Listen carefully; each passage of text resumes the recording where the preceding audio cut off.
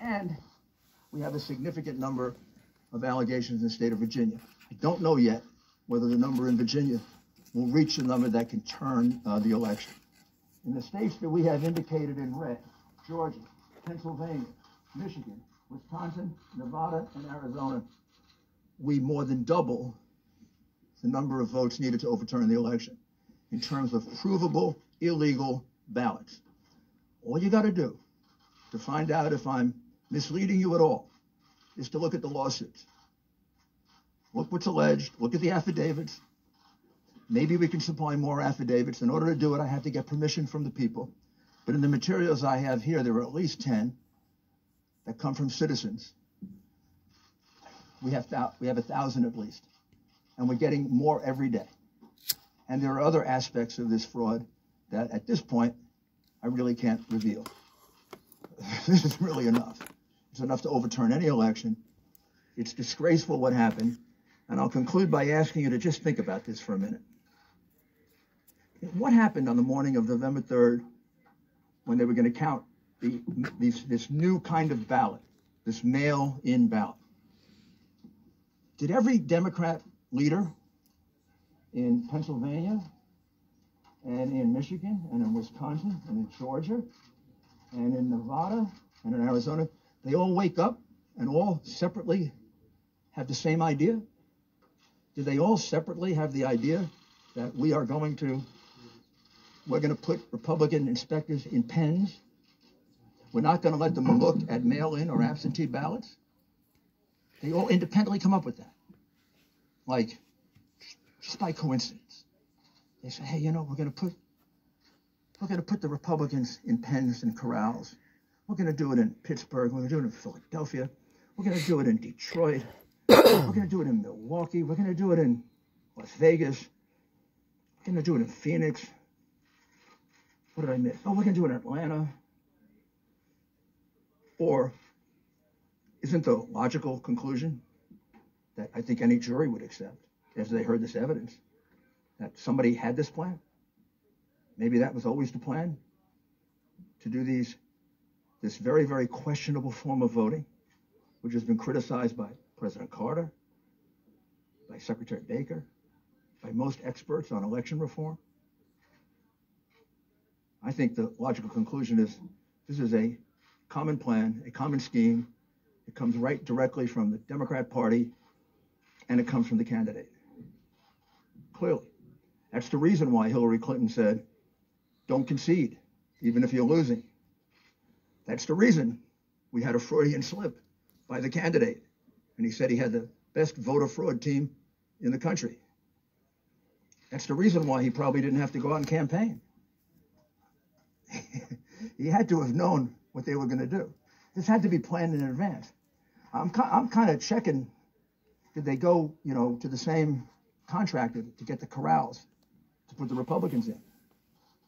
And this is a disgraceful thing that was done in this country. Probably not much more disgraceful than the things these people did in office, which you didn't and don't bother to cover and you conceal from the American people. But we let this happen. You know, we use largely a Venezuelan voting machine, in essence, to count our vote. We let this happen, we're going to become Venezuela. We cannot let this happen to us. We cannot not allow these crooks, because that's what they are, to steal an election from the American people. They elected Donald Trump. They didn't elect Joe Biden. Joe Biden is in the lead because of the fraudulent ballots, the illegal ballots that were produced and that were allowed to be used after the election was over. Give us an opportunity to prove it in court, and we will. Now I'm going to ask Sidney Powell to describe to you what we can describe about another totally outrageous situation. I don't think most Americans know that our ballots get calculated, many of them outside the United States, and are completely open to hacking, completely open to change. And it's being done by a company that specializes in voter fraud. I'll let Sidney describe that to you. Thank you, Rudy. What we are really dealing with here and uncovering more by the day is the massive influence of communist money through Venezuela, Cuba, and likely China in the interference with our elections here in the United States.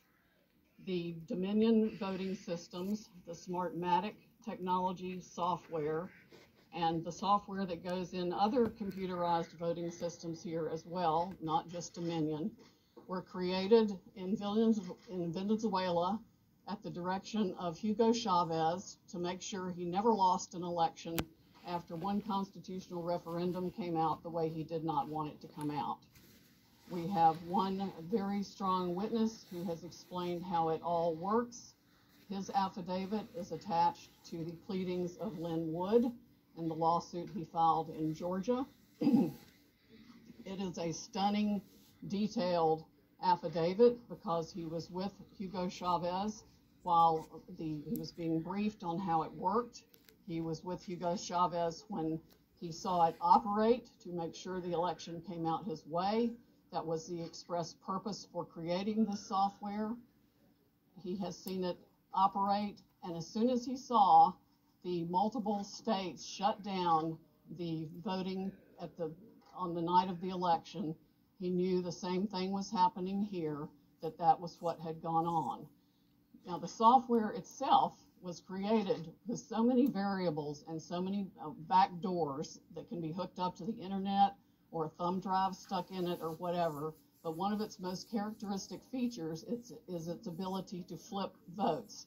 It can set and run an algorithm that probably ran all over the country to take a certain percentage of votes from President Trump and flip them to President Biden, which we might never have uncovered had the votes for President Trump not been so overwhelming in so many of these states that it broke the algorithm that had been plugged into the system. And that's what caused them to have to shut down in the states they shut down in.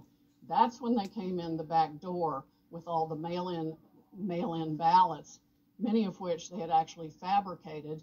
Some were on pristine paper with identically matching perfect circle dots for Mr. Biden. Others were shoved in batches. They're always put in a certain number of batches, and people would rerun the same batch. This corresponds to our statistical evidence that shows incredible spikes in the vote counts at particular times, and that corresponds to eyewitness testimony of numerous people who have come forward and said they saw the ballots come in the back door at that time. Notably, the Dominion executives are nowhere to be found now. They are moving their offices overnight to different places. Their office in Toronto was shared with one of the Soros entities. One of the leaders of the Dominion project overall is Lord Malloch Brown, Mr. Soros' number 2 person in the UK and part of his organization. There are ties of the Dominion leadership to the Clinton Foundation and to other known politicians in this country. Just to give you a brief description of how this worked, I'm going to quote from a letter that was written, and I will read that to make sure I get the quotes right. This person was objecting to the United States acquisition of Sequoia voting systems by Smartmatic, a foreign-owned company. I believe this transaction raises exactly the sort of foreign ownership issues that CFIUS is best positioned to examine for national security purposes. It's undisputed that Smartmatic is foreign-owned and it has acquired Sequoia. They keep changing the names as they go along. Different times when a problem comes up, they just create another corporation and call it a different name. But it was a voting machine company doing business in the United States. Sequoia voting machines were used to record over 125 million votes during the 2004 presidential election in the United States. Smartmatic now acknowledges that Antonio Mujica, a Venezuelan businessman, has controlling interest in Smartmatic, but the company has not revealed who all the Smartmatic owners are. According to the press, Smartmatic's owners are hidden through a web of offshore private entities, and that is, in fact, true. Smartmatic has been associated with the Venezuelan government led by Hugo Chavez, which is openly hostile to the United States, and of course, as we all know, communistic and really brutalizing its own people. The system has been continued there by Mr. Maduro and ensured his election. Smartmatic's possible connection to the Venezuelan government poses a potential national security concern in the context of its acquisition of Sequoia, because electronic voting machines are susceptible to tampering, and insiders are in the best position to engage in such tampering. This letter expresses concern of the Chicago 2006 primary election. And it ends by saying the products and services that are of Venezuelan origin, and evaluate Smartmatic's ownership to determine who could have influence and control over these and other Sequoia products and services are important to the national security of the United States. This letter was written to Hank Paulson on October 6, 2006 by Congresswoman Carolyn B. Maloney. Senators Klobuchar and Warren have raised these concerns as recently as December 2019. Why our government has not taken them seriously is beyond my comprehension, unless they have, some of the three-letter agencies have used them themselves in other parts of the world. We know that the technology was exported to affect an election in Argentina.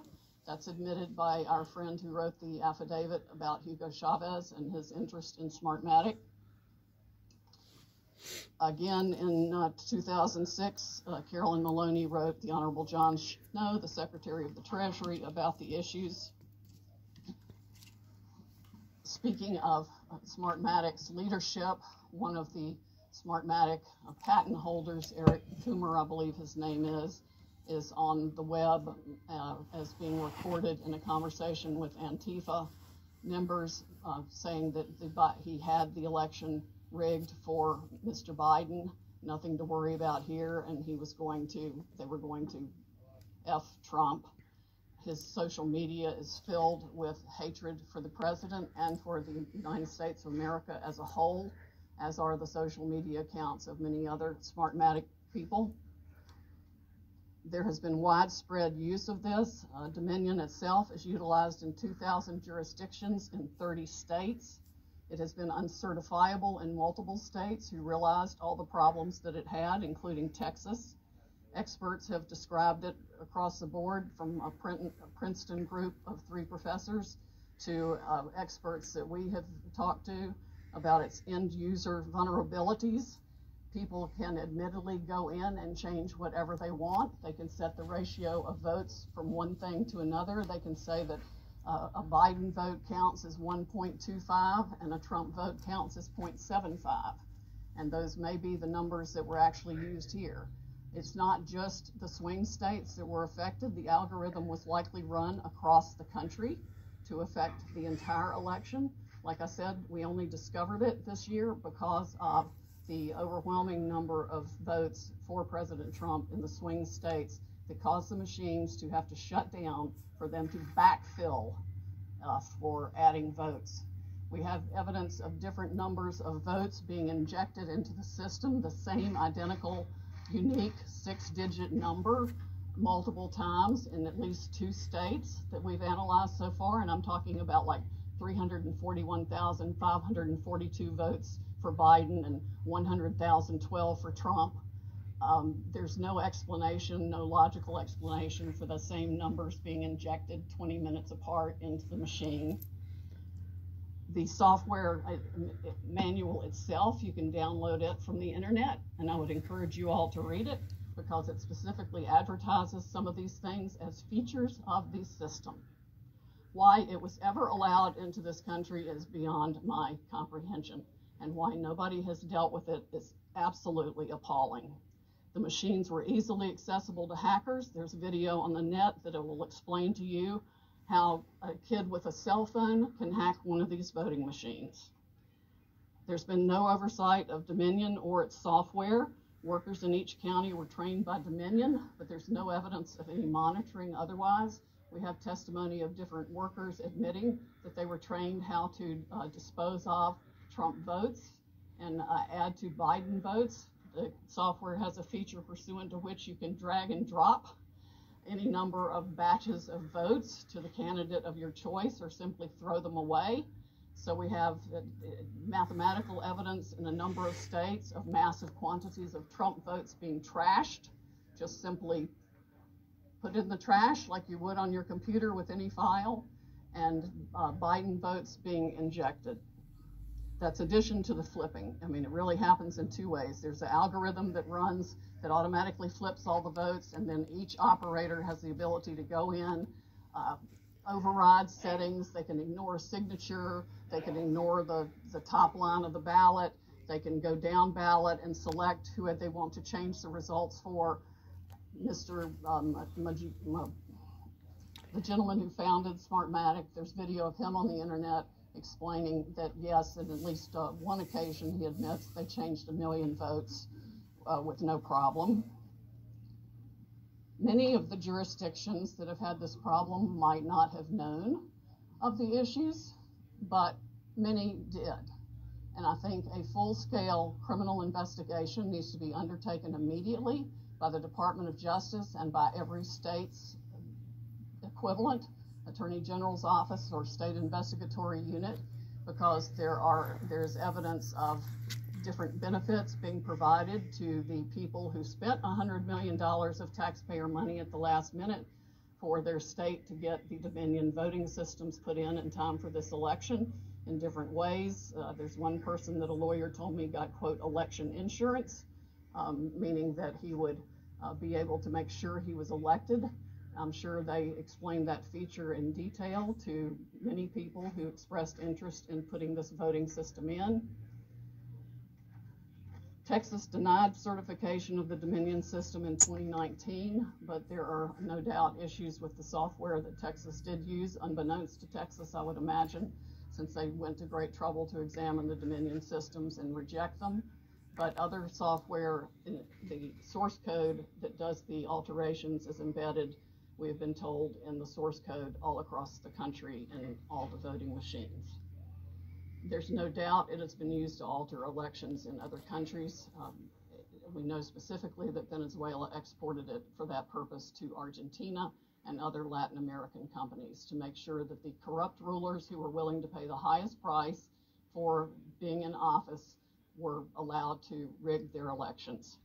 This is stunning, heartbreaking, infuriating, and the most unpatriotic acts I can even imagine for people in this country to have participated in any way, shape, or form. And I want the American public to know right now that we will not be intimidated. American patriots are fed up with the corruption from the local level to the highest level of our government, and we are going to take this country back. We are not going to be intimidated. We are not going to back down. We are going to clean this mess up now. President Trump won by a landslide. We are going to prove it, and we are going to reclaim the United States of America for the people who vote for freedom. How come you're not suing in the Wisconsin counties that use this? Why are you only doing a recount? And excuse me, that we're not out to the questions at this point. So excuse me, we're not at the questions at this point. My name is Jenna Ellis, and I'm the senior legal advisor to the Trump campaign, and I'd like to just explain now where we've been and where we're at and what you can expect from this process. So what you have heard, I'm sure, in the fake newspapers tomorrow will be one of two things. Either there was not sufficient evidence that we've presented, or we spoke too long. Okay, so what you've heard now is basically an opening statement. This is what you can expect to see when we get to court to actually have a full trial on the merits, to actually show this evidence in court and prove our case. This is not a Law and Order episode where everything is neatly wrapped up in 60 minutes. For those of you who are here in this room or have maybe tuned out in other networks, clearly you've never been court reporters. Trials take time. Putting on evidence takes time. This is basically an opening statement so the American people can understand what the networks have been hiding and what they refuse to cover, because all of your fake news headlines are dancing around the merits of this case and are trying to delegitimize what we are doing here. Let me be very clear that our objective is to make sure to preserve and protect election integrity. President Trump has been saying from day one that this is about maintaining free and fair elections in this country. It is not about overturning an outcome. It is about making sure that election integrity is preserved, and every American should want that. If every American is not on board with that, you have to ask yourself why. And if your fake news network is not covering this or allowing you to cover it fairly and accurately, you should ask yourself why. This is absolutely a legitimate legal basis. We have been asked to provide an entire case that generally would take years in civil litigation. I've been a prosecutor. I have tried cases with far simpler facts. One thing happened in a matter of minutes, and it still takes days. And we go through a jury process.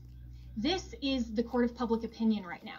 We are not trying our case in the court of public opinion, because if we were, we would get unbiased jurors. I would strike 99% of you from the jury, and I would be allowed to because of the fake news coverage you provide. You are not unbiased jurors.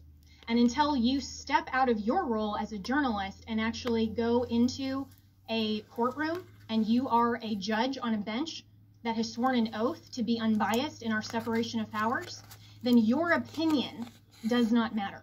The facts matter, the truth matters. And if you are fair reporters, you will cover that fairly and appropriately, and you will allow coverage of our media team here and our legal team.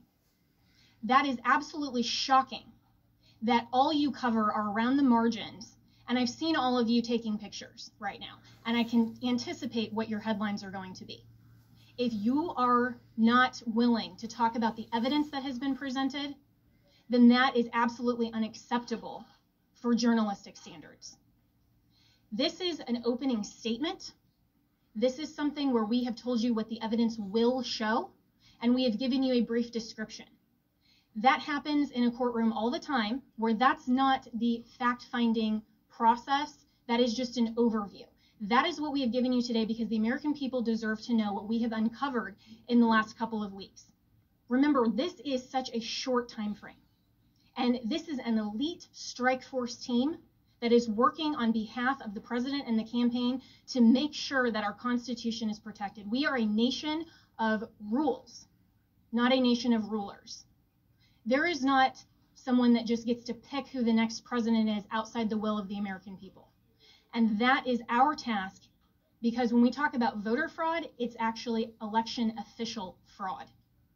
That cannot stand. The Constitution requires that the state legislatures are the ones that make election law. It still has to go by the U.S. Constitution.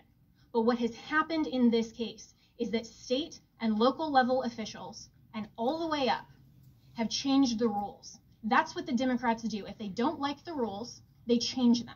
And they change them at the last minute. They manipulate them. They want to tear down our American system.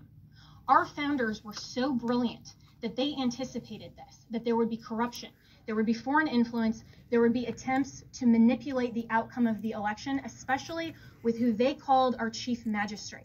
I would encourage all of you to go home and actually read Alexander Hamilton's Federalist 68 and see what he described as an advocacy position to adopt and ratify the Electoral College and the process by which we select our president.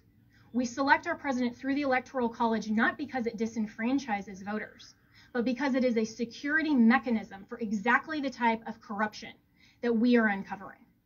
And every American should be grateful and thankful that our founders had the foresight to put in those protections and provisions to make sure that your legitimate legal vote is not disenfranchised. That is what we are advocating for. We want to make sure to protect election integrity. And your president, President Trump, we are so proud that he is in this fight, because he understands that when he swore his oath of office, he swore an oath to uphold and defend the United States Constitution. That is what he is doing. And that is what we are doing. We are confident that through this multiple pathway to victory, we will get to the actual outcome that the evidence shows. But this is not about overturning an election on our part. It's about making sure that we protect and preserve free and fair elections for all future American elections. If the United States caves to corruption or this type of election integrity disaster, then no election will be secure from here on out. And we all need to be keenly aware of that. We are the representatives here that are standing in this gap and defending President Trump and defending you, the American people, at the end of the day. This is ultimately about the United States of America. And we want to make sure to protect and defend that. And as my colleagues have said, we will not back down. We won't be intimidated. President Trump will not be intimidated. You, the American people, should not be intimidated. You, the press, should cover this fairly and should know that this matters to election integrity and it matters to the future of our nation. So we have given you an overview, but recognize this is not a court of law. We will get there, and we have time. And we have constitutional provisions that will step in when we show the corruption and the irredeemably challenged and overturned votes that are absolutely corrupt in all of these counties. It is irredeemably compromised. We will show that, but you have to give us that opportunity. This has been just our opening statement, and we have an opportunity to get there, and we have time, and we will do that. This is the United States of America, and we stand proudly for President Donald J. Trump. Thank you.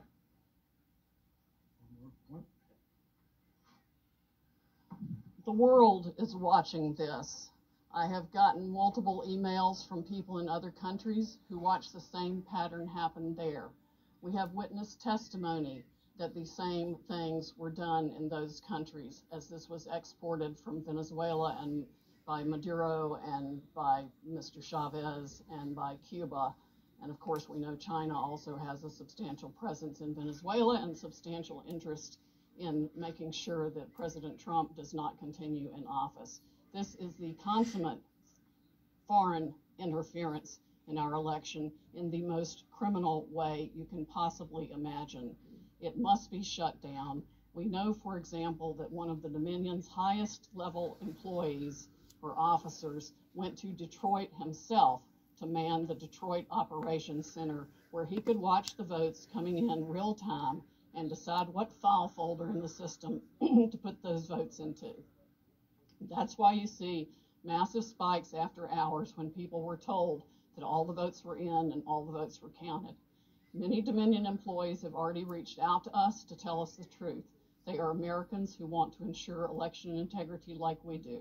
I would encourage every Dominion or Smartmatic employee who is fed up with the corruption in this country to come forward as soon as possible, because these are serious federal offenses that I am confident the Department of Justice will be in pursuit of in very short order if they are not already. All right, a few questions? Yeah, Mayor Giuliani, this sort of reminds us, 30 years ago, they had federal judges doing consent decrees over elections, a federal judge overseeing the election through the old Chicago days. Will you be asking that in Georgia, where you have two Senate races, to have the U.S. District Court judges and federal authorities monitoring elections?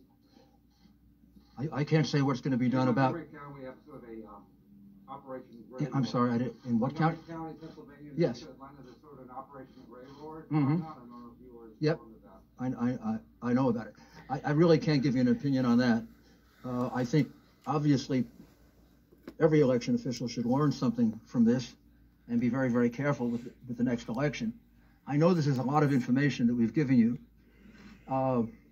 probably because we're frustrated with what we keep reading and hearing in the censored press, which is that we have no evidence, we have no specifics, we have no backup for what we're saying, and you largely ignore the affidavits that are filed. Whether you agree or disagree with an affidavit, it's evidence. You can't say, I mean, you're just lying to the American people when you say there's no evidence. Sydney was giving you information that come from affidavits from other people that are given under oath. I was explaining things to you from affidavits that come from other people, American citizens, who swear under oath that they saw 100,000 ballots come in, and that they were all for Joe Biden, and that I should point out, now that Sidney has spoken, that those happened just around the time that the Dominion or Smartmatic people called a halt to the election. And then you can also trace it with a very big spike in the vote count at exactly that time. Right up. So what we're telling you is supported by evidence. And we're going to have to present these because of the procedures that exist according to the different voting laws of the different states. For example, you asked us about Wisconsin. We have to first create a contest in Wisconsin before we can move to bringing a fulsome federal lawsuit. The contest, from everything I can see, is going to overturn the vote because it's going to show somewhere around 100,000 illegal ballots in 2 counties that Biden carried by 75, 80%. And you know how close Wisconsin is. And what I'm talking about is the absentee ballots for which there were no applications. And that's not just a small matter. The reason for the application and the reason to keep all these things together is precisely to avoid what the Democrats did in this election, which is to misuse the absentee ballot process and the mail-in ballot process in order to cheat. So they really cheated in 2 respects. They cheated with the machines. Instead of asking me, are we going to bring a lawsuit in Wisconsin, which we will if we have to, you should have asked me, and you should be more astounded by the fact that our votes are counted in Germany and in Spain by a company owned by affiliates of Chavez and Maduro. Did you ever believe that was true? Did any of you here believe that that was possible? Of course it's not. Of course it shouldn't be possible. I don't know if we're going to have time to develop all that in time to fill the requirements of all these cases. We have enough evidence without that to overturn this election. We have it from the affidavits of American citizens. But that's a matter of national security that we're talking about now. Very, very serious matter of national security. Please don't make light of it. And don't act like you knew it. Don't act like it isn't a surprise. If that's not a headline tomorrow, then you don't know what a headline is.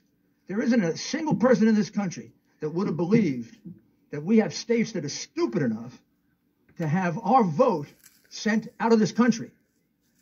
You couldn't possibly believe that the company counting our vote, with control over our vote, is owned by 2 Venezuelans who were allies of Chavez, are present allies